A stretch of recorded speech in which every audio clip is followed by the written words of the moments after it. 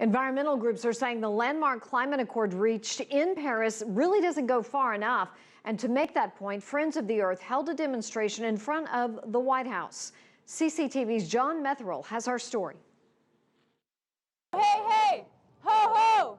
Climate leadership's got to grow! There was a festive mood among protesters young and old, some sporting life vests for what was billed as the People's Climate Rescue. President Obama has not led the world to strike a deal that is fair and scientifically sound.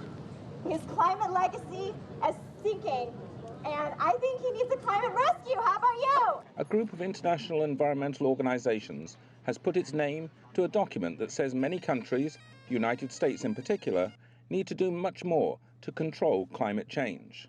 Chinese President Xi Jinping and Barack Obama have received praise for their joint efforts to rein in carbon emissions.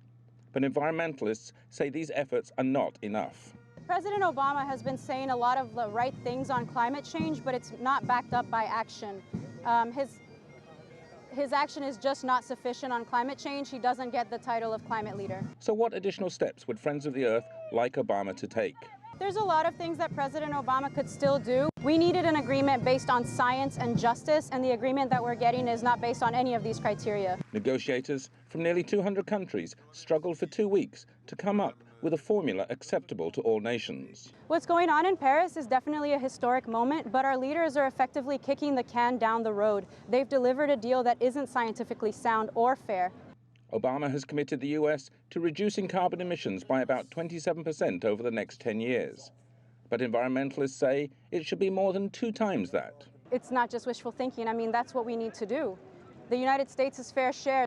Even as the Global Climate Conference adopted an international agreement, environmentalists warn the tipping point is nearing, and the hard part is still to come. John Metherell, CCTV, Washington.